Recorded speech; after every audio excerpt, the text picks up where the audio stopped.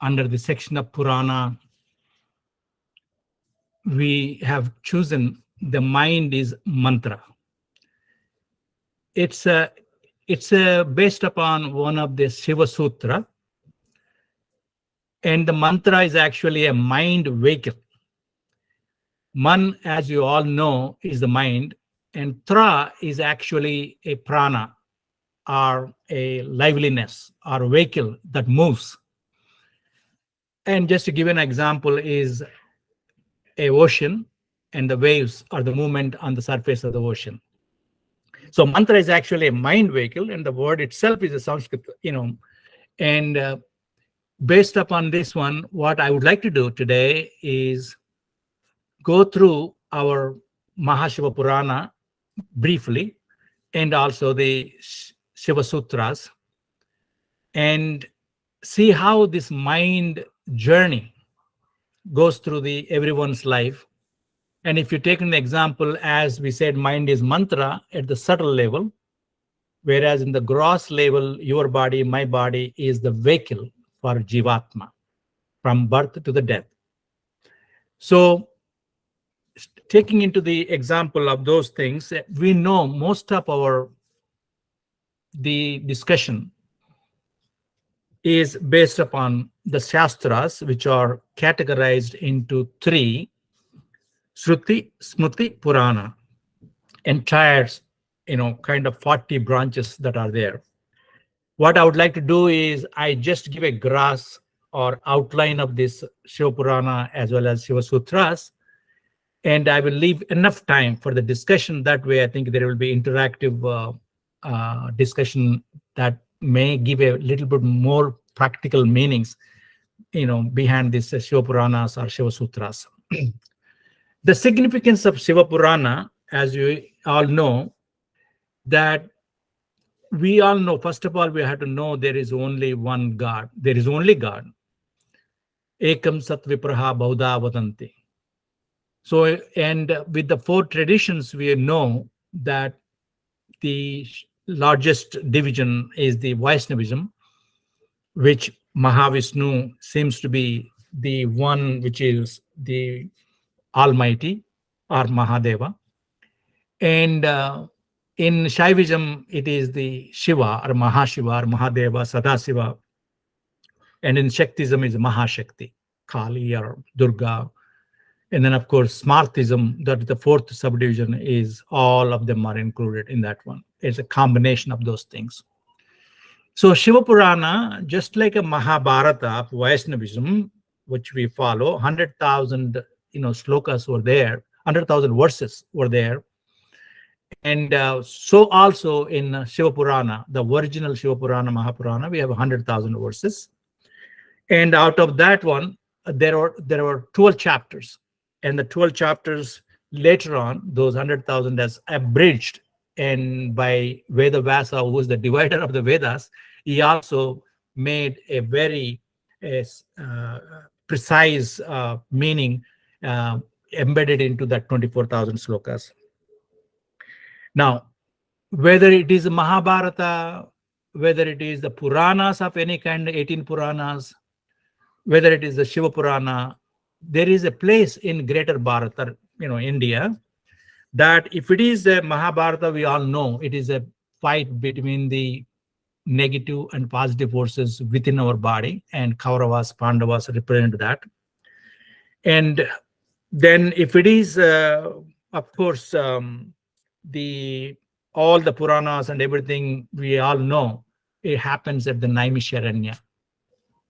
And Shiva Mahapurana happened at the Prayag Kshetra, is a Triveni is there.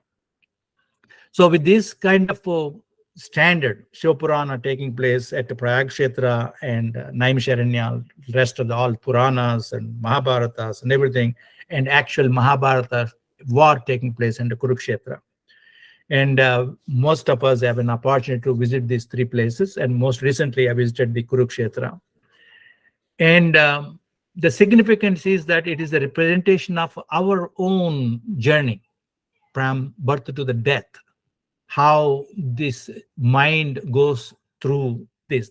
And these Puranas are nothing but the journey of the mind through each one's life, and each both at individual level and a cosmic level.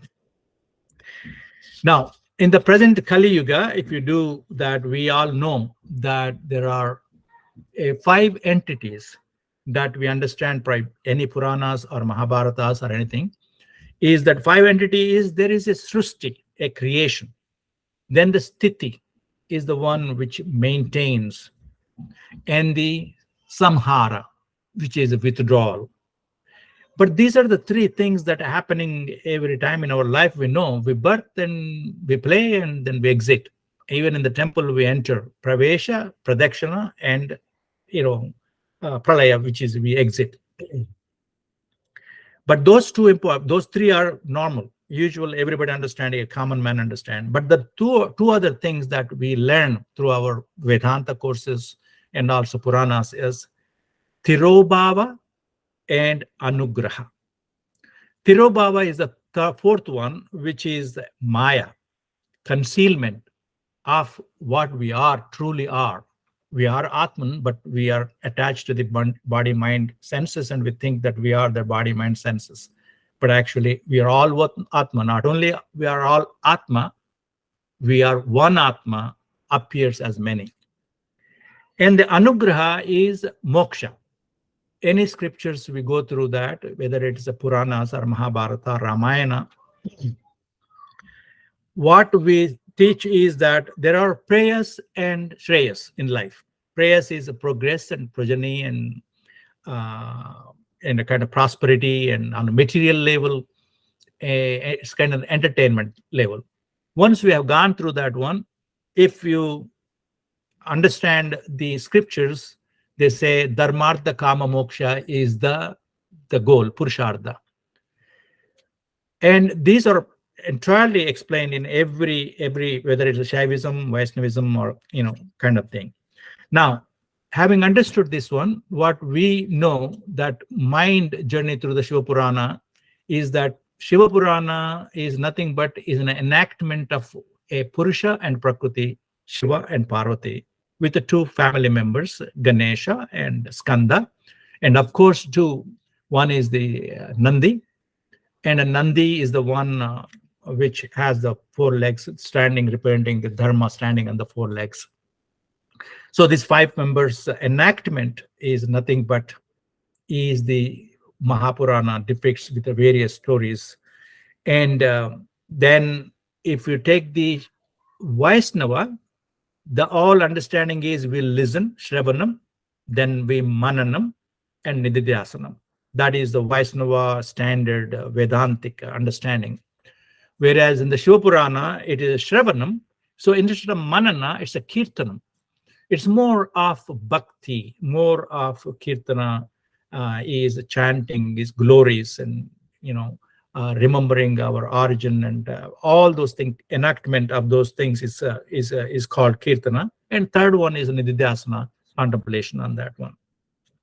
And again, we know every scripture says that we have a niruguna, nirvishesha, nirakara Brahman, which is that one God, which it is behind our common senses, common mind and senses. Whereas Saguna, Sakara, Savishesha means with all the qualities, with all the shape, Nama, Rupa, is the one which we talk about. This all Trinity is creation is a Brahma, and sustenance Vishnu. We know that Shiva is the withdrawal or the destroyer. That so this common knowledge is already there. Now with this one, the Shiva Mahapurana is nothing but enactment of all this through various stories, how we can be living the art of our living through the prayers, and ultimately Dharma Artha Kama, and 4th one is the Shreyas, the moksha. You can go into the moksha. Even whether you attain the Shreyas or prayers, and there will be a secret, Maha Shiva Purana tells, or Shiva Rahasya tells, we are behind that too. Behind the Shreyas, behind the kind of prayers, that there is a Mahadeva, and that is behind our conception, perception, anirvachaniyam, undefinable. Once you are subject itself is everything, then there is no duality, and that is the kind of thing. So all this has been explained in Shiva Purana with the various stories. If you come to the Shiva Sutras there are two types of Shiva Sutras. One is the Akshara. We all know there are 54 letters in the Sanskrit, and most of them, as you are aware, most of us are aware, that classically we divide in the classical Sanskrit language. A is the letter A, which is the letter, first one is in the Om, Omkara also, and ends with the Ha. So aha movement, ha, from beginning of the creation with the letter one, Ekakshanam Brahman. Brahm becomes many through the 54 letters and all these vidyas and languages, creation, nama, rupas, everything is made up of all this Shabdam Brahman, Nadam Brahman. That's all I think I would like to keep it in mind. And this Siva Sutras depicted in two types. One is Maheshwara Sutranya Panini. So we all know that with the 14 sounds and all this root cause of all, it is a root cause of all the languages, particularly all the Indian languages. I cannot, attest, and I'm not a scholar. I didn't read much about that, how they can be also telling that all the languages, and Sanskrit is the mother of all languages on that one. And based upon these 14 sounds, when the Lord Nataraja has, given the Shabdam Brahman through the Nadam. Nadam is nothing but in the vehicle on that. So we are not going to go into the details on this one. Then this is one type of Shiva Sutras. The other type of Shiva Sutras is the Vasugupta Shiva Sutras. Vasugupta was, I think it was in the 8th century. I think it's a contemporary to the Shankaracharya. During that time, 77 sutras were given to Vasugupta in a dream, and it was actually told in the Mahadeva mountain. It's in Kashmir, Srinagar, Shalimar Gardens near Srinagar, and it's based upon tantric and agamic traditions. We call it all the Vedas and all those things. Agama Shastras are nothing but Nirguna, Vedic, Advaitic Shastras. So these 77 sutras were given to him in his dream, and it actually written on one of the stone, and it is almost akin to the 10 Commandments by Moses one. So they say still that stone has been there in that Kashmir, in that Mahadeva mountain. I never, looked into that one, never had a chance to visit that. I did go to the Shankaracharya Peetam, but not to this place.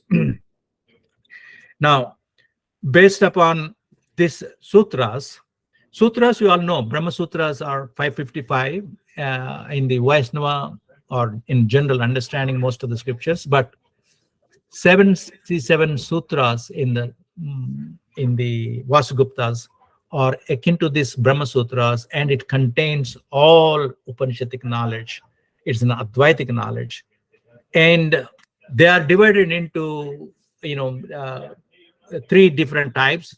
But before we go through that one, what we would like to do is understand what is the mind and why the mantra, the vehicle. And unless we understand this mind and consciousness, it is very difficult to understand the embedded knowledge in our Vedic or the Shaivik knowledge, like Kashmir Shaivism or the Southern Siddhanta, Shaiva Siddhanta in the Tamil Nadu particularly. Mind is matter. Mind is the materialistic concept that we have. If you look into the brain, Brain is made up of gyri and all those cells and everything is all mind. And this is the matter. Whereas the consciousness is the Chaitanya. Consciousness is not a matter. And so akin to that one, we can say also, we layman person is that consciousness is a Purusha and mind is the Prakriti. And as we talked about, ocean is the one that is absolute consciousness is one, and mind is the wave. How many minds are there? Could be apparent. All the waves are connected, but multiple minds and multiple jivatmas, it appears like that. So the mind is nothing but a apparent movement or vibration on the consciousness. It's a wave like movement on that one.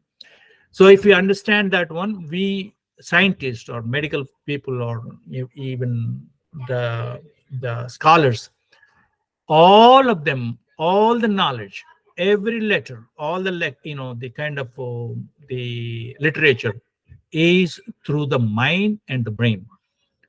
And the consciousness is the background. It is the screen on which this mind is playing. It is a mind, a consciousness expression, appears to be expression, and that is the main thing we have to understand. So that contains everything in this. Mind is everything. So once we understand this one, mind is the vehicle, right? Mind is one of the things that expression, and the mind expression reflection is through the mantra. Mantra is the liveliness. See, if you look into the 5 koshas, including Annamaya, Pranamaya, Manomaya, and Vijnanamaya, Anandamaya kosha, and the mind and prana are mantra. Mantra is the 2 sides of one coin. Without the prana, mind is not there. And without the mind, which is a reflection or the movement, and there is no kind of movement, the consciousness is not there also. Consciousness is always there, but there is no movement. It is silence. It's a nirvana type of thing. So I think we'll stop at that one, understanding about the mind and consciousness. Then we'll discuss that one if there's a particular questions later on. Now, absolute knowledge and self. Mind is nothing but knowledge. All this literature, all our life, all this universe, Prakriti, all this mind, nothing but mind expression. Whereas consciousness is the background, it's a screen, it is the ocean, it is the kind of canvas on which the painting is there. You can do that. It is the background of that one. That is everything. And on that, everything appears and plays and comes and goes. So if we know that location of the mind in our human body is the brain, full of knowledge, and it is all karmic imprints based upon that, that's totally different subject, but all karmic imprints will be embedded in this brain through the mind. And mind is a matter. So scientists, it's easy to do the research, and all the psychology, psychiatry, and all those things are based upon this mind, not on the consciousness level. Whereas consciousness level is, we all know there are 3 levels of ordinary levels of consciousness. Those are the wakefulness, dream, deep sleep, and the 4th one, Turiya. Turiya is the one which is the Brahman. And from Brahman is the one, Brahma, Vishnu, Shiva comes out of that, those 3 levels of ordinary levels of consciousness. The Turiya is the one which is the ultimate knowledge, absolute knowledge. What is the self? Self is whatever that is making this Brahman movement through the Ishvara, Shiva. And this consciousness is the one, the roof of these 3 levels of consciousness. And above this Turiya level, there are universal, the cosmic consciousness. And after the cosmic consciousness, you have another. Cosmic means total, globality, And the God consciousness is the next one, the 6th one. God consciousness is much more divine, much more subtle kind of thing. And then above the God consciousness is a unity consciousness. So these are 7 levels of consciousness, but there are 3 other levels, total 10th. Thou art the 10th type of thing is also there, but that's totally different. But our purpose is for this today's talk is Mind is the matter. Every knowledge, absolute knowledge, all those knowledge takes place through the mind, but takes place that knowledge on the consciousness. Without the consciousness, there is no knowledge, there is no mind. So consciousness eternal, it is a sanatana. Mind is the one which appears and plays and goes, it's kind of, I always call it the Leela or Maya. So this 7 levels of consciousness and the mind, let's see how they are depicted through the Shiva Sutras.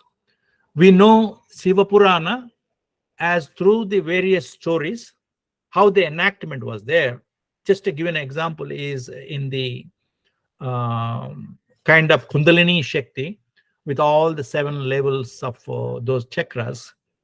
And the lowest level is the Parvati and Ganesha, and from them is the Skanda goes up to the Sahasrara, and Sahasrara is the Shankara. That is Shiva Purana, kind of explanation, the Shakti, how it is. So Shiva Sutras has divided into 3 types. Sambhavopaya. Sambhavopaya is a universal consciousness. And this is the Prajnanam Brahma is one of the things that we talk about, is the highest sutra. That the Chaitanya Atma, consciousness is the self. It's nothing but, but it's not the mind. Jnanam Bandha. So when the consciousness expresses through the mind is the one which is Jnanam. Knowledge takes place through the mind. And Jnanam Bandha is the one. This is the first 2 sutras in the Sambhavopaya. And this is the highest knowledge kind of thing, universal consciousness. And the second one is the Shaktopaya. This has a 10 sutras. The first one has the 22 sutras, and these are 10 sutras. Shaktopaya is nothing but the Shakti, the energy, the expression, external energy. The internal being the Shiva, and the external is going to be the Parvati or Shakti. And Chitta Mantraha. Mind is mantra. This is the topic today. This is the one, the movement. And the Shiva cannot play his drama or Leela without the Shakti. And we need, both Shiva and Parvati. And in a lay sense, we need the Purusha and the Prakriti in order to live our life and go through our journey. And proper understanding of this is very necessary. And for that one, we need the sadhana. Prayatna, sadakaha. Efforts lead to attainment. Without the effort, we cannot, go forward on that one. And the third is the Anavopaya, 45 sutras. It is a lowest level of knowledge, but it's a common knowledge on that one. Atma is a chittam. Mind is the self. Mind stuff. So mind is the self. Why we are thinking? Because it appears bounded. What is that mind? We have to understand that mind is a self, because the self is the background and mind is acting upon everything. So we think we get attached to that mind and body senses al self. And jnanam bandha. Jnanam. Knowledge is the bandha. Knowledge is bondage. Remember, the knowledge is a bandage. Even the absolute knowledge is a bondage. Because the knowledge takes place in the mind, not at the... Hello? No problem. Okay. Jnanam bandha. So knowledge is a bondage. Now, having known this thing, Siva Sutras are nothing but, kind of abridgment of all this knowledge through all these 77 sutras. And 7 has an importance because this expression of the mind and function of the mind happens through the 5 senses. 5 senses and buddhi, which is the I feeling, I consciousness, and the manas. So 7 and 7. Even when you look into that, our life is nothing but a combination of a dot, which is a bindu, a 0, a sunyam or purnam. Then you have a triangle, which is the trikonas with 3 gunas. And then you have those intermingled triangles of Ardhanarishwara. Then, of course, quadrangle with the 4 Vedic knowledge and 4 sides, and everything is 4. Even our life is in the 4 stages and all those things. We don't go into the details of that one. Now, most of us, the mind, we talk about this mind, all this knowledge taking place. I'm giving you an outline, and we all know our mind can be our best friend, or it could be the worst enemy in our life.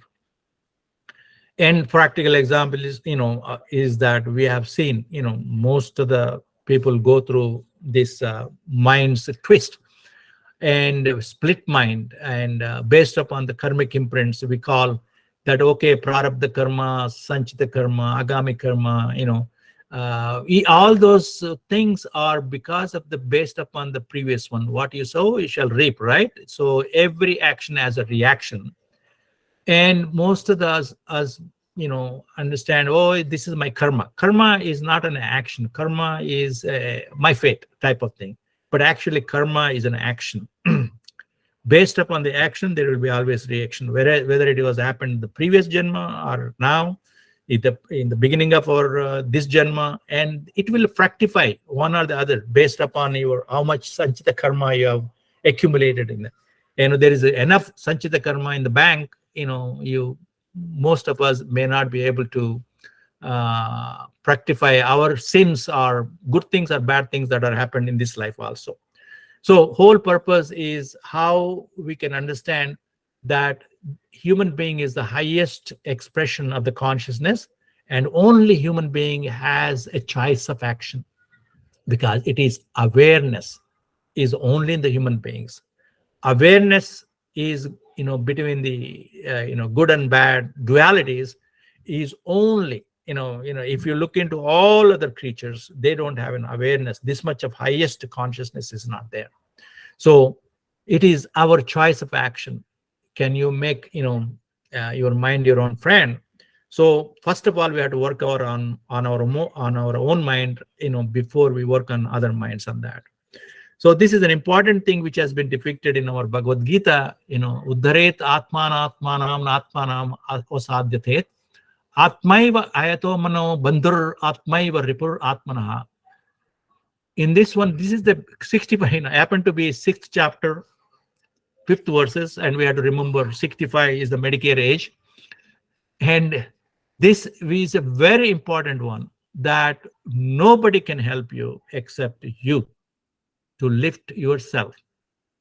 And nobody can make your mind your friend or enemy. It is you. So it is elevate yourself through the power of your mind, not degrade yourself. For the mind can be the friend, also the enemy of the self. We all realize that, how we go through even in the day, how sometimes the mind is a friend, sometimes is an enemy. And with all the feelings that we have, kama, krodha, moha, lobha, madhamacharya, all those things are there. These are all kind of we have noticed these things by experience. Now, mind is the best friend or the worst enemy can happen only if we understand what is mind, what is consciousness, what is awareness. And you can find peace only when you enter into your own mind.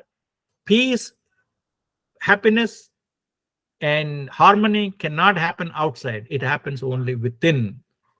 And we always go into the pilgrimages and visit places and all those things. Those are all the preliminary steps that we go through, that different ways of the margas or paths.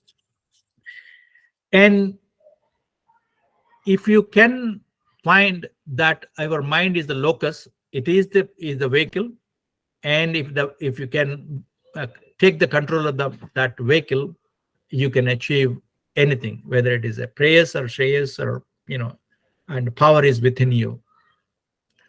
Now this has been depicted in the Ekaksharam Brahman, Om. We all know AUM, Akara, Ukara, Makara. In this one, if you look into this, is the longest arm is the consciousness state, awake state, Jagruti. Unconscious is a deep sleep, but between that one, mind is oscillating dream state.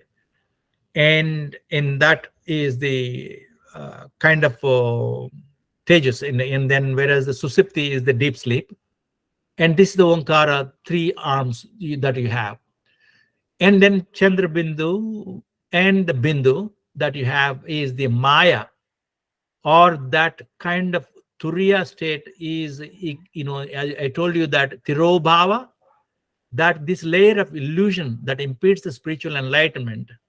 And because we need the connection all the time to Turiya, or the consciousness, without that consciousness connection awareness, we cannot live these 3 levels of our consciousness level effectively, and also to attain the moksha.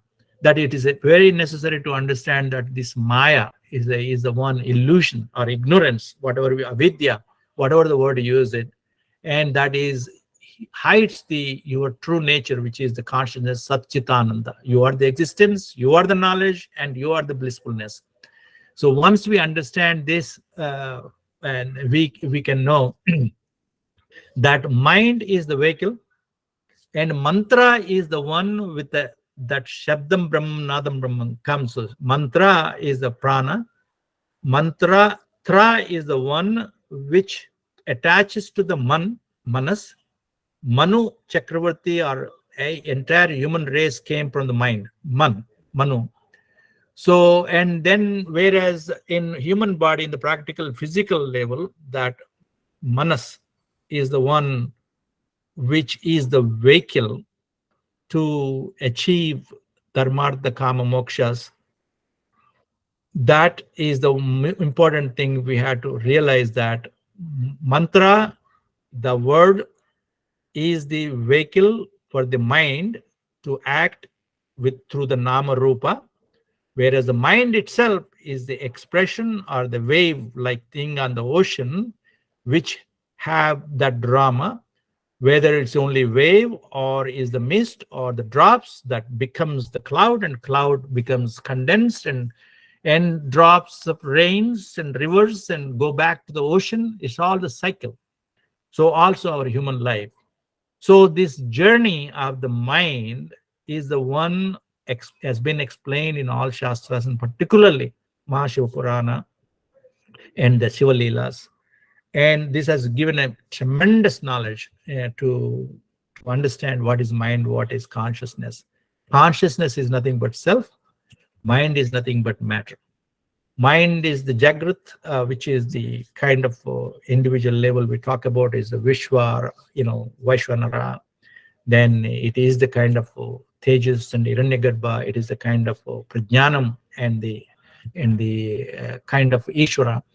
All these things are understandable only if we understand the difference between the mind and consciousness. If we always connect that mind to the consciousness, and our life will be very effectively can be lived on that one. And this has been explained in the Ramayana, Rama being the self, Sita being the mind, and mind always has its own desires, and the desires are when the desire comes out, and the ego, the Ravana, comes with all those 10 heads and absconds the mind. But once you realize Rama is the only one, Atma is you, then even Sita, on the way, she realized what mistake she did. Once she went into Ashoka, there is no Shoka, that she remained there connected to the Paramatma, which is the Rama, and the mind has to go through all the tests, that fire rituals and everything, and purify, and then go back where it came from the earth, from the 5 elements on that one. That has been explained there. And it has been explained through the Panchapandavas. It has been explained in various, Puranas, that is it. So I think that is, I hope that I've given an outline, and I will stop it here. And then we'll go and open for questions. Om Purnamada Purnamidam Purnat Purnamudachyate Purnasya Purnamadaya Purnameva Vashishyate. Om Shanti Shanti Shanti. And thank you, Chandraji, for beautifully explaining the relation between mind and the consciousness, and to be aware of it. Mhm. Yeah, we can open for questions if What you explained, you cannot think. So, Anilji? so difficult to understand. I think what you explained very well.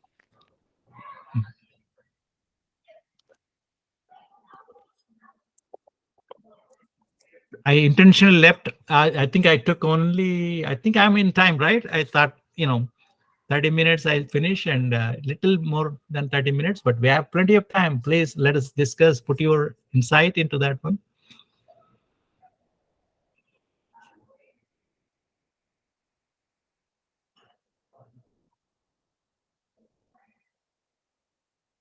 Bindu, you're on mute. Yeah. Namaste. Mm. So you said that mind is like a wave on the ocean of the consciousness. And you also mentioned like the comparison is Sita is like the mind. So what is, and Rama is like the ocean. So the connection is by the mantra, you always remember God. How do you merge that mind into the consciousness? Yes. Man is the mind, right? And Tra is the liveliness. Liveliness is the consciousness. Mm-hmm. Because without the prana, without the connection, prana itself is not, it's a subtlest matter. But that prana is the connection. That is the one which has given. Let's see, if you take the Rama, that is the self. And that is eternal. And it is kind of thing. But once the mind gets, till Rama got married, he was living like just any like human being, right? He went to the same education, like we went there, Gurukula and all those things. Even he visited, all the pilgrimages before he was taken to by the Vishwamitra. Once he got married, they also very good because mind is always with him and whatever thing. And then once she got the desire of the lady, which is the deer, which is the golden lady, which is the Maya, right? Golden lady won't be there, but she has the condition that I need to take this one as a gift to my family members, attachment, mamakara and all those things. So ocean, as I told you, the self is the absolute ocean. There's only one consciousness. Bindu, you, me, everybody is the one Atma. But we appear as a different waves, different drops, and kind of thing on that. So here, mind, why I compared the mind as a Sita, and which the scholars also compared that one, is mind goes through the many desires. Once you desire happens, desire to become duality, desire to become away from that one. And that's when the problem happens on that one. So that's why Sita on that. Then who is this Lakshmana? Lakshmana is the Dharma. Dharma says all the time, always follows the Rama. And without Dharma, nothing can, even you go behind that Dharma, you ignore the Dharma, and Sita she has to go through all the suffering on that one. Now, why Rama suffered? He appears to be suffered because it is a condition to the mind. It appears to be a condition to the mind. Actually, Rama never suffers. But as a human being, he depicted that he cries and, he fights and everything is there. So that is the one. So mantra, mind is the vehicle, which I said is a mind is the vehicle for the enactment. If there's no mind, there is no life.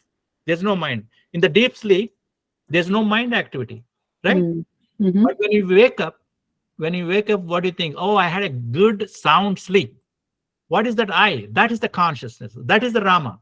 If you can connection in that Rama, which is the fourth Turiya, and then higher levels, it has been explained, but it's kind of 7 levels of consciousness. So at least for our level, if you can understand the deep sleep is nothing but high consciousness, that if you come up with that knowledge that there is something behind the mind that is giving the mind ability to achieve anything you want, because it's an absolute consciousness is everything. That So is all. How do you keep this mind Always connected? Always connected or become one with the ocean? Like the wave kind of merges into the ocean. Right. So what is a method? Like constant remembrance is one, Mhm. I guess. Mhm. But it doesn't become one, because as long as we're living, we are going to have this mind. Mhm. It's going to look outwards. So definitely it's going to be a little separate from Right. its true identity, right? Right. Right. So the mind, once we act with the mind, with the knowledge that mind is the only expression of the consciousness, means, like, let's say that, I feeling is I am the Chandra Reddy, that I am this and that. We are playing only different roles. But if you have that ahankara, that I-ness, then the mamakara attachment, it's a mind activity on that. Then you deviate that, because you lose the knowledge that everything is the same.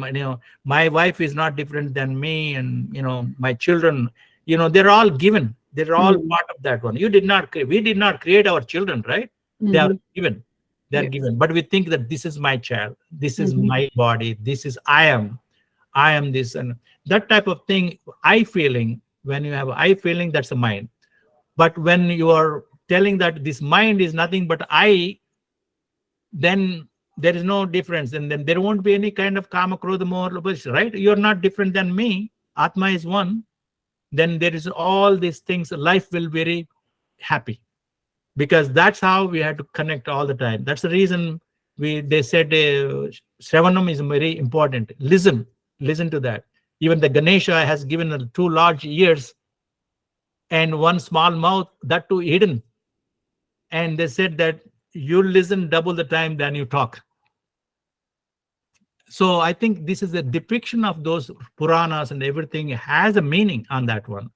That listening is the greatest quality, that, either it's to the friend, to your boss, or to that, listen first. If we don't listen, and the God, whatever that consciousness, it comes in many forms.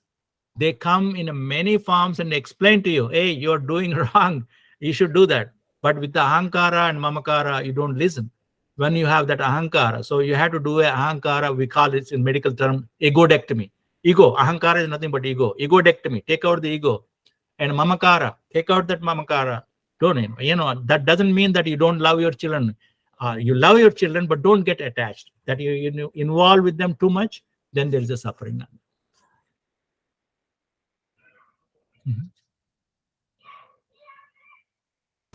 Chandraji, extending what Binduji was saying about the waves and the sea. The waves is like a mind. Mind exists. I think sea exists because the waves are there. There will be only some time where it is very quiet. Waves will be small, but waves will always remain in the sea. So where the mantra comes in the, how do you explain the sea waves, where the mantra comes in this example to understand a little bit easier way? Okay. Let's take the example of the ocean itself. Okay. Ocean is not there because of the waves. Waves are there because of the ocean. You have to understand that first. Right? Anilji? Now, ocean, take the ocean, take the quantity from that ocean, or when the wave comes, take the quantity. The common thing is what? Water. Water is a common thing between everything, whether it's a river or drops or clouds on there. Water is the component of that. Now, once you understand that water is the essence of that one, water is the one which is the matra, that is the liveliness. Without the liveliness, without that chaitanya, remember that Shiva Sutras, they said chaitanya is atma. Chaitanya is atma. Atma is not chaitanya. Atma. So chaitanyam is the movement, which is the one consciousness, ocean, and this mantra comes. Man is the movement. Man is nothing but movement. Shabdam. All the scientists now, they proven that all this creation, all these objects is nothing but a combination of the shabdam and a certain combination. So the mantra is, in analogy of the ocean to the wave, is that movement that is happening through the water. Without that, there is no action. So you see, this is the reason that in these three, I told you Shambhavopaya, that is the highest one, Shiva, Shaktopaya, then Anavopaya, right? They are nothing but Icha Shakti, Icha. So the ocean that appears like a movement that I need to become many. I got bored being calm and quiet. Let me play. So once there is a movement takes place, movement is the mind. That mind movement appeared because of what? Tra, the liveliness, which is the Chaitanya, that prana. Without that prana, liveliness, there is no connection. So ocean is everything. Absolute ocean is the Atma, self. That's the only one. But it appears as many. We have taken only the example on that. If you take the example of the gold, all the ornaments appears different, but essence is the gold. All the parts and other things and earthen parts, same thing. Clothes, cotton. But essence is there. Without that one, there is nothing, kind of thing. So if I can make it a little bit more understandable, for me at least, is that mantra is nothing but that all pervading movement or chaitanyam, liveliness, that is the one which is the mantra. So all these things, Omkara, I told you that Omkara, that Ekaksharam, one letter, that Om, becomes Sat, existence, Tat, that one, which is the one, Om's Tat Sat. Tat is that, Purnamadam, Purnamidam. This Om, one letter, without that one letter expressing through the 54 letters, there is no creation. There's no creation, no mind, nothing. So we know our entire life is Sat Chit Ananda. Sat is existence. You cannot deny, right? Existence of the ocean is there, and waves are there, and all those things. When we visit the ocean, everything even can detect it. And that Chit is the Chaitanya. Without the Chaitanya, without that kind of the absolute awareness, there is nothing can happen. And the nature of this is Ananda, Leela. It's a kind of thing. Everybody, whether we watch basketballs and crickets and everything, all these things, why do we watch all these things? For Ananda, right? Ananda. But it's all temporary. So in this life, there is no permanent happiness. It is only temporary happiness, because everything is mind-based, because we are attached to the more of mind and senses. So I think I made it clear, is that one is all pervading liveliness, Chaitanya, that is in between the waves and the ocean.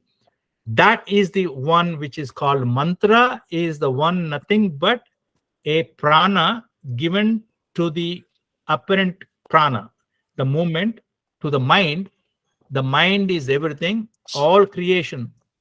I am seeing you, you're seeing me. Everything object is mind production. It is a mind production, nothing but the mind. So I think it is mantra is but is a vehicle connection. I don't know. So Anilji, yeah. I think Chandraji is correct. The only thing, intensity of mantra increases and decreases in different people. Correct?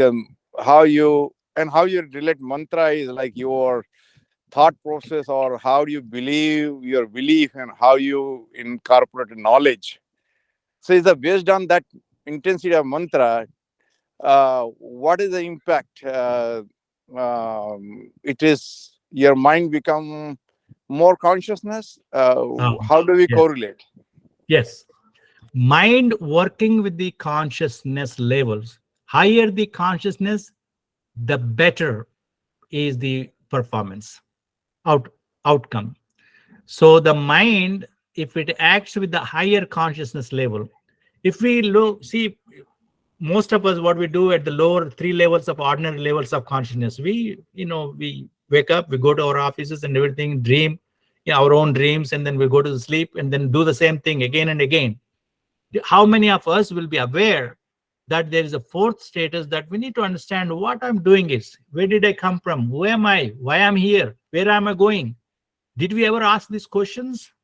Once we ask that questions, then the life will be much more understandable, because as you said, consciousness is the key. What level of consciousness you are, acting upon. But this mantra is the same. The vehicle is the same, that how it is used, whether it is put in the bullock cart, whether it is put it in the motorcycle, whether it is a car or helicopter or the jet plane. And that vehicle, it depends upon how efficiently it can do that. That consciousness is the key. So as long as we connect to the Rama and act, and everything will be a win-win situation on that. Thank you, Chandraji. Yeah, Mhm. I got it. Thank you for explaining. Yeah.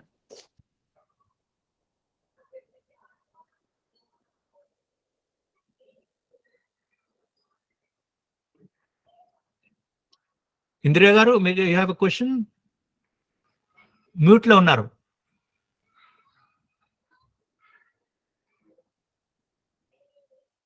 మీరు mute లో ఉన్నారు, mute లో.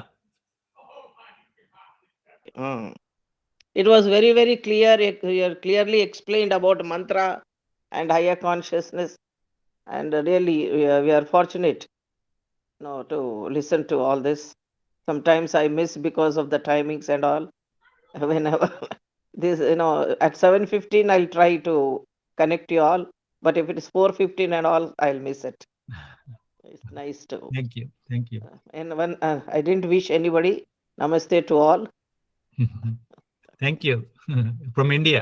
Thank Yes, you. from India. Just now, just half an hour back, I woke up. I just made my mind. Everything what you said is about mind. And before I sleep, I made up my mind that I'll get up, and today anyhow I'll follow this satsang today.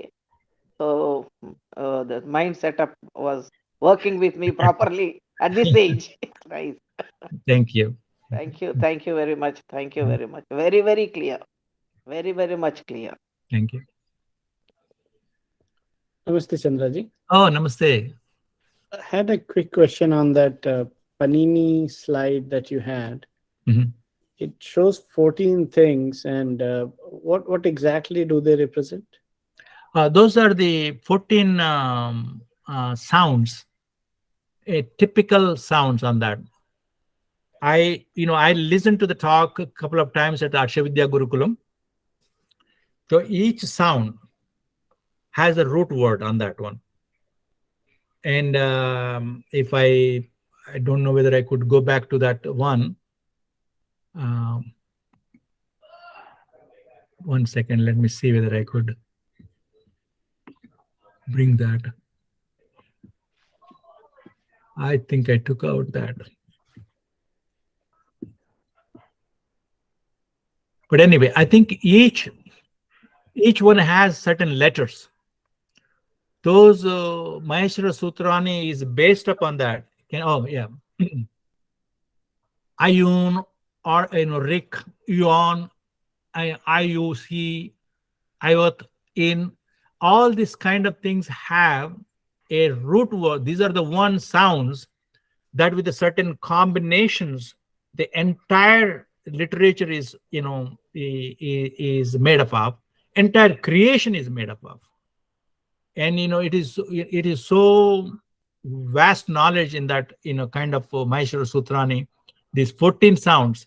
That's why Nataraja, when he danced, cosmic dance with the creation, that creation is one of the thing, with these 14 sounds, every creation, whether it is 7 lokas, 7 talas, all those things created by these sounds with a certain combinations on that one. It's a big science. I'm not that familiar with that. I heard only a couple of times the sounds, how they came. Entire Sanskrit language is based upon this, the sounds, or the creation is based upon these sounds. I'm not familiar with much more than that.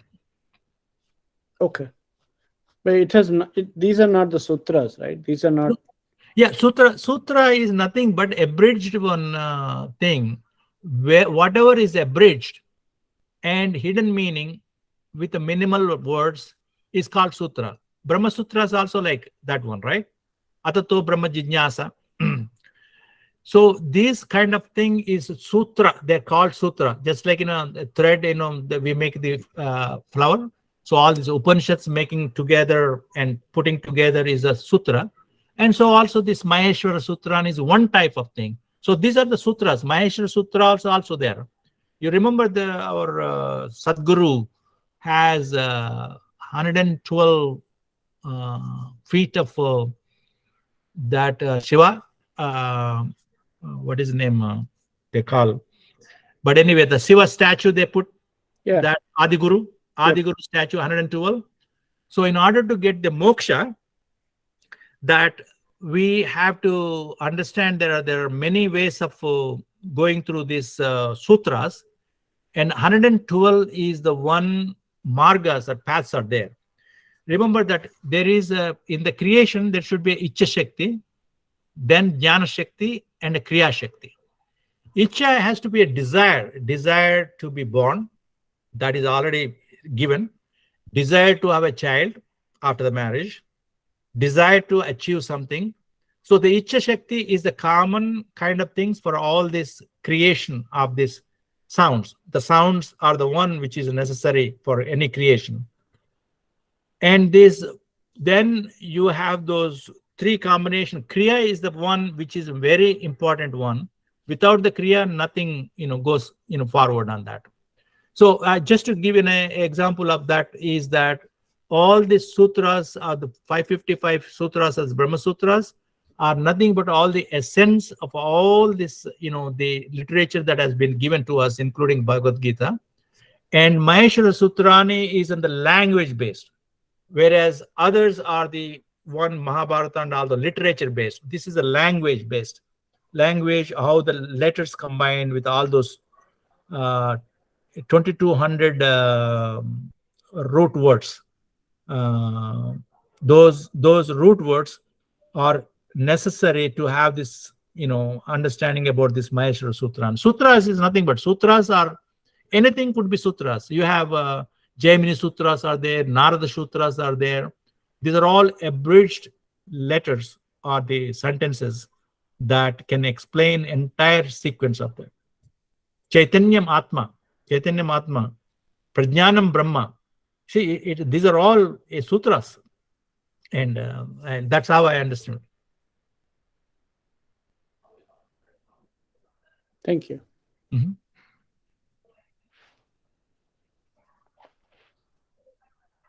Chandraji, one more question. Sure. You talked about the Bhagavad Gita chapter 6, correct? The 65 one. Yeah. Mm-hmm. So what you said is you are your own responsible. What does it say? Like you are, whatever you do, your responsibility lies with you. Yeah. Whatever your mind is your own friend, or your mind could be your own enemy, depending upon how you utilize that mind, how you lift that mind to the higher consciousness level. So effort is yours, correct? Effort is yours. Correct. See, that's what he's trying to say. Yeah, effort is yours. See, all these three, Sravanam, Mananam, Nididhyasanam, those are the kind of three standard things we know. But the effort, Shraddha is not just single faith. The faith in this Siva Purana or Ramayana, other things. Shraddha is much more than that. Deep faith with the kind of devotion and dedication to that one, the concentration that this is me, that I need to know myself, is I am that consciousness, not that one. That is Shraddha. Then the sadhana is the next step. Without that kriya or karma, without doing the action, that Shraddha is nothing. I may have a Shraddha, deep devotion, but you don't do the action. See, unless you go to the temple, you cannot visit that, kind of things. You need to go there in order to get, anything to be done. So that is the sadhana. The third one is Sharanagati, that you have total dedication. Without that dedication, nothing will happen. So Shraddha, sadhana, and Sharanagati. These are very important things in the Shastras, as Shastras depicted.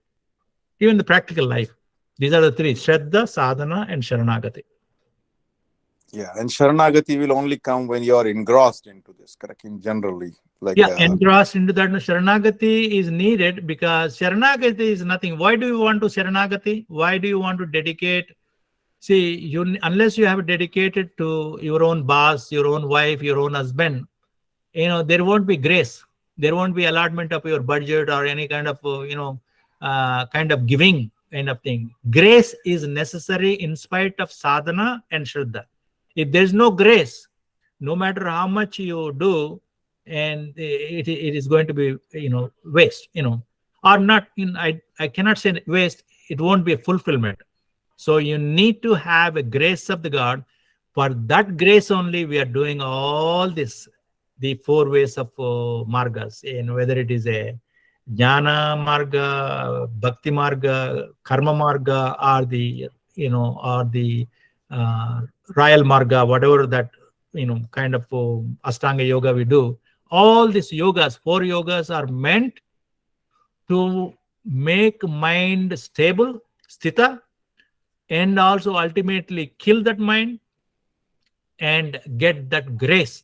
That a grace is nothing but I am aham brahmasmi.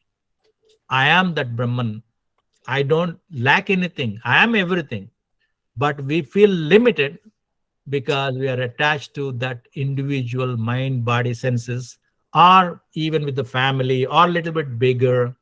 You have created your own world, but you are the actual world is within you. Entire Jagat is within you. Once you know that you are the Jagat, then you don't need anything. You'll just do your work. Oh, I'm doing it. This is my duty. That's all. That's what the beauty of it on that. can it be said like a trust? Indirectly, you build a trust, then between yourself, that gets you a higher level status, and that's basically a or ashirwad, correct? I think in a different way, your own thought process, you make it strong and trust yourself to to to to have that Sharanagati type of thought process, like oneness, correct? This is oneness. Yes, Anilji. I think trust in how you use it. Trust is within. Trust on yourself. Trust yourself first. Once you realize you are the self, and self in you and self in all, self in you is a self in all. There is no question of trust or anything. It is all there. You already realize person.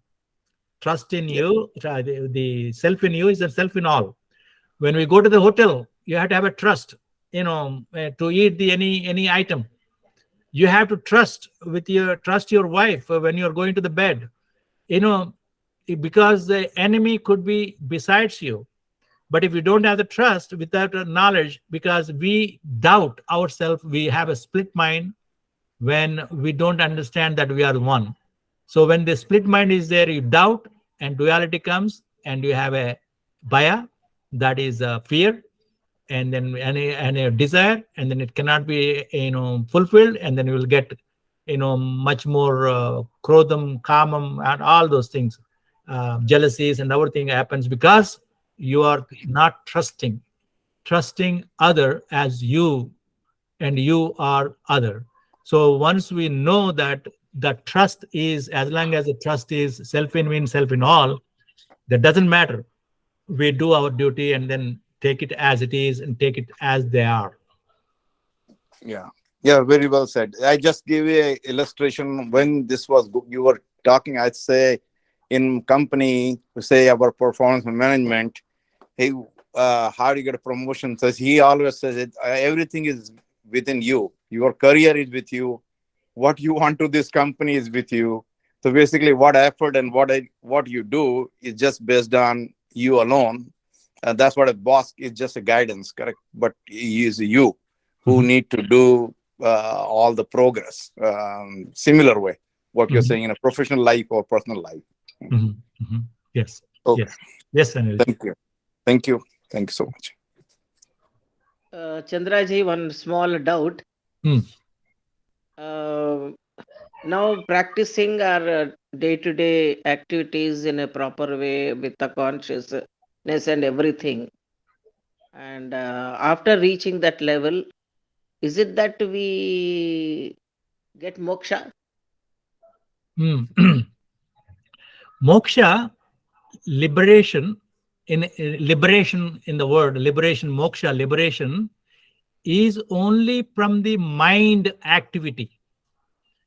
Consciousness, moksha, is consciousness. You are conscious about yourself, conscious of your, that the other word we use, the awareness. If you are aware, awareness is nothing but the turiya, the fourth status. Once you are conscious about the three below levels, that's a moksha.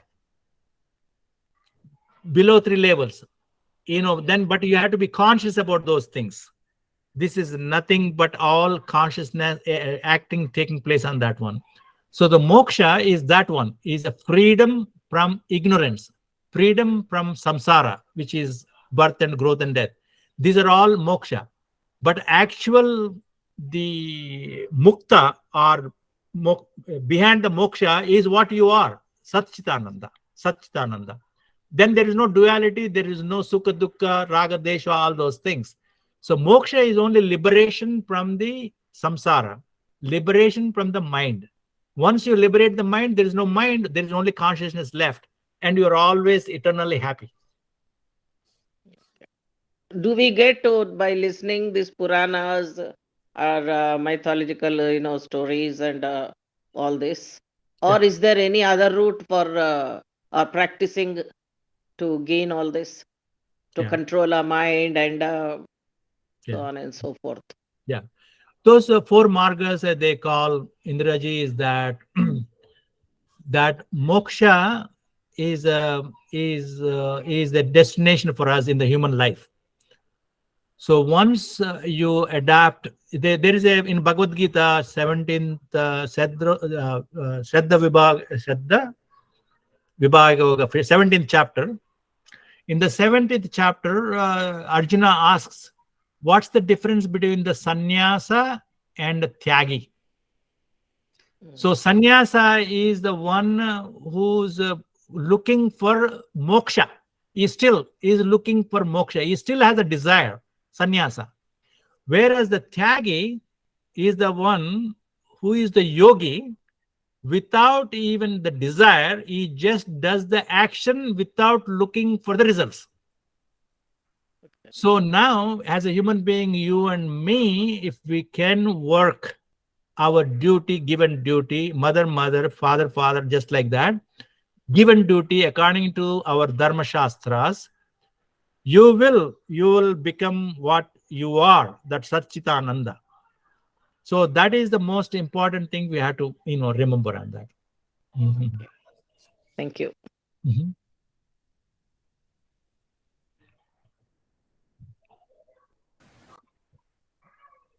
Anthony ji, you have any question? No, I'm just listening to all the good answers and questions. But though it sounds like many of the questions and answers boil down to doing something. You have to do something. Maybe it's just maybe it's as simple as chanting, for starters. Maybe it's as simple as sweeping the floor. Maybe it's as simple as it could be anything, but you just start somewhere. And then when you get to a certain point with whatever it is you started doing, you find there are new ways to advance further, I think, into it. I think you don't get those things until you're ready for them. So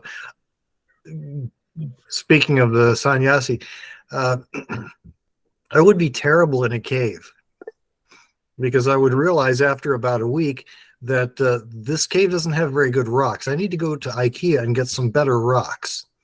And I should probably do something. The light in here is terrible. And so the next thing you know, I'm not doing all those things I thought I was going to be doing by escaping through a cave. I'm actually much better off out in the world just picking up sticks or driving to the store or doing something. Yes, absolutely, Antoji, you're right. Karma is a must. No matter what marga you choose, karma is a must. And there's nothing wrong with it. Nothing wrong it. Nothing wrong. And being in the samsara itself, you can be sannyasi. You can be sannyasi. But much in the sannyasi, even in the Himalayas, he is doing sannyasi for 10,000 years. Tapas, what for? He wanted to become higher and higher on that one. Like Vishwamitra did the years of tapas to become the Vasishtha. So, that desire is still there. Whereas normal individual like you or anybody else, that we can get that moksha without looking for the results. It happens because of that grace, because you're doing your karma. You do your karma, everything happens, as is. With the knowledge, not wrong karma. There are karmas, different karmas are there, right? Karma, vikarmas, akarmas, all those things are there. So you have to do a proper karma according to the knowledge.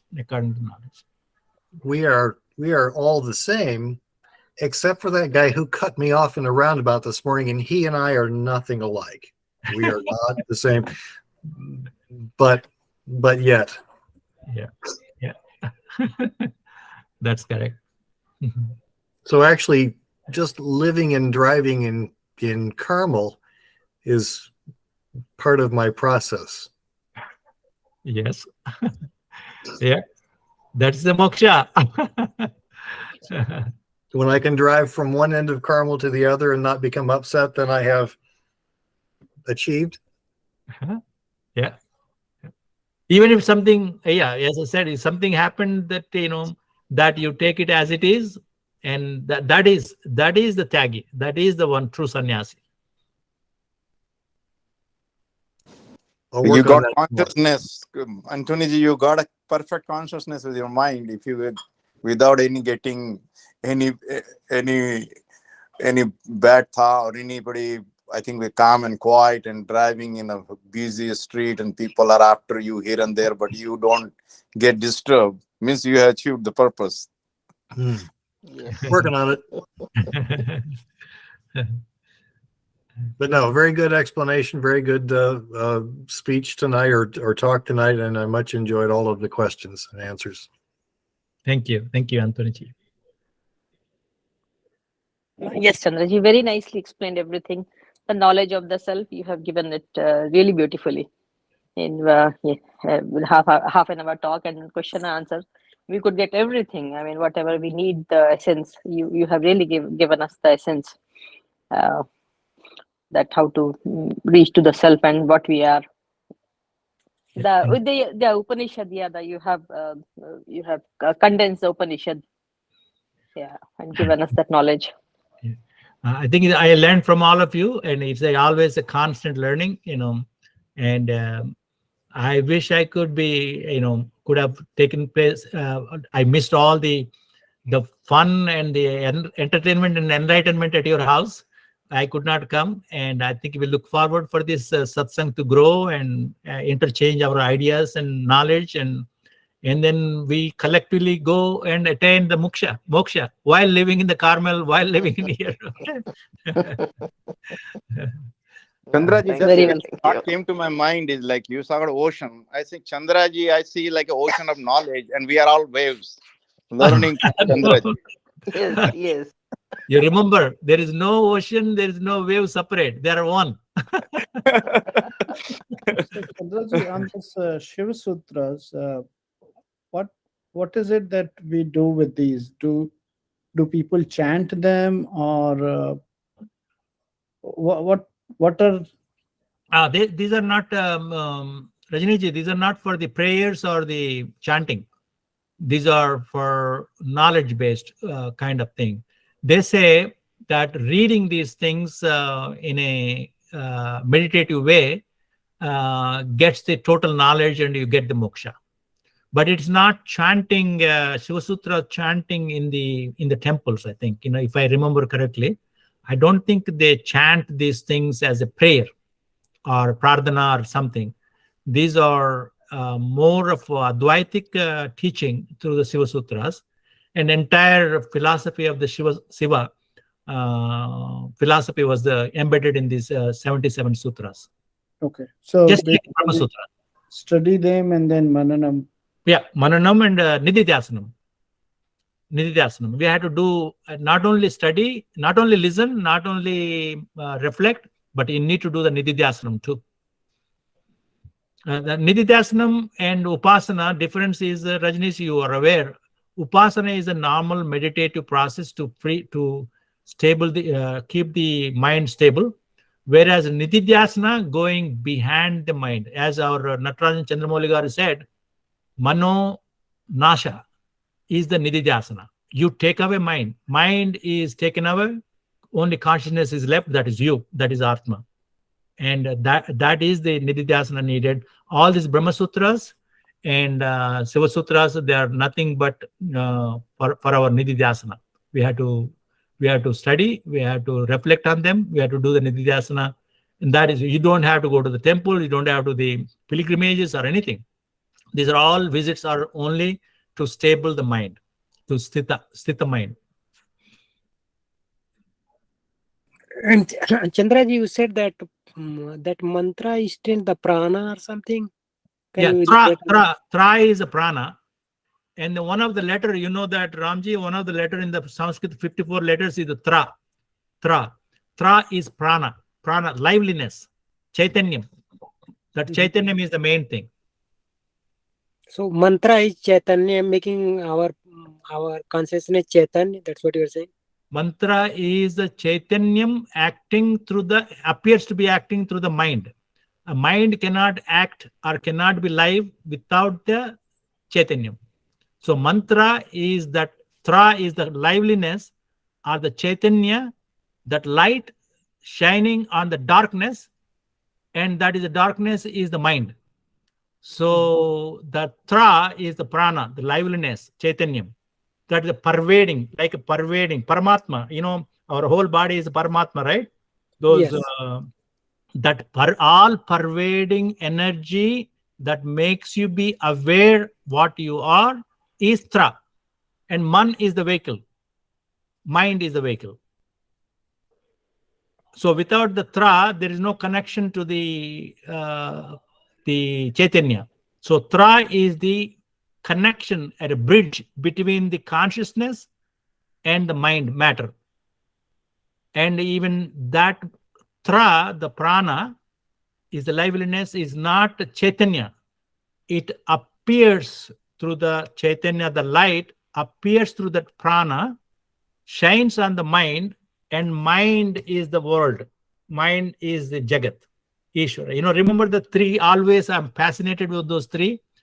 The three is Jiva, one. Jiva, Jagat, and Ishvara. Yes, you got that one. So this tra is the one which connects that Jiva, the connection. Without that connection, there is no world, nothing. Without connection, there is no mind. If there is no mind, there is no world. There is no you, me. We are only the Chaitanya left over. Everything Ananda. So while living as a mind, the mind could be completely Chaitanya. Total knowledge can happen with the higher levels of consciousness, and mind itself is called self, because self is acting through the mind. So that is the deeper understanding on that.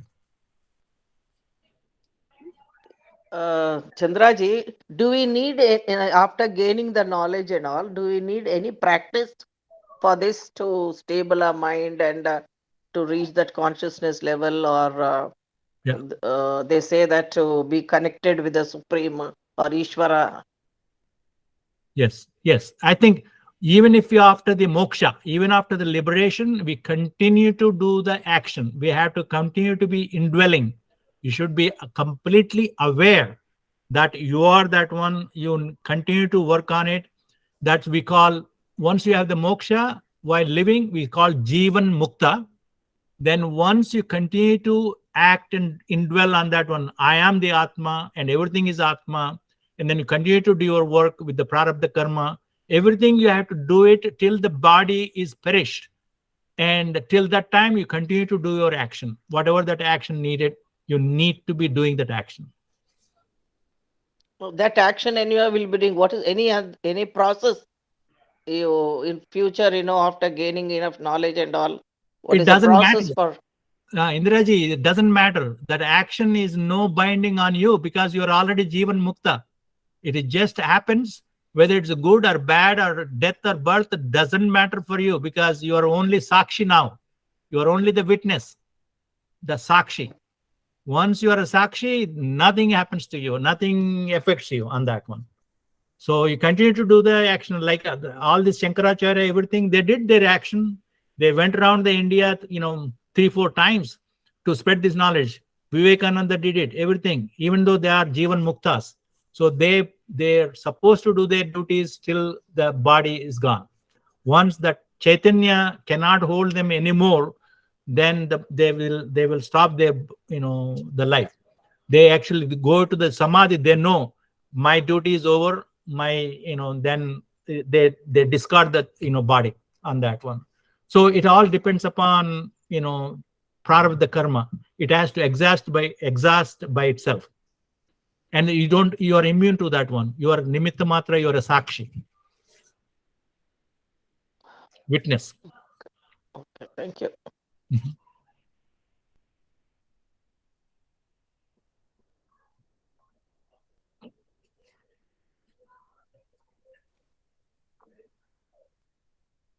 Thank you, Ritaji.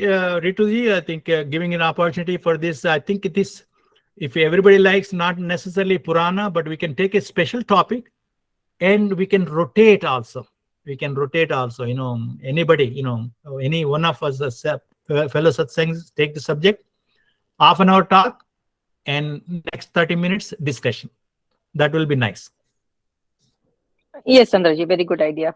Mhm, mhm. Yes, anybody who can take the topic and talk on that. Yeah. That's every 5th week, right? Every 5th week. Yes, every fifth. Yeah. Okay. Yeah, next week will be Swamiji's talk. Mhm. Okay, so we'll do prayer. Yeah. Mhm. Om Purnamada Purnamidam Purnat Purnamudachyate Purnasya Purnamadaya Purnameva Vashishyate. Om Shanti Shanti Shanti. Om Sarve Bhavantu Sukhinah Sarve Santu Niramayam Sarve Bhadrani Pashyantu Ma Kaschid Dukkha Bhagya Bhavet. Om Shanti Shanti Shanti. Shubhratri, everybody. Shubhratri. Namaste. Shubhratri. Namaste. Thank you. Thank you.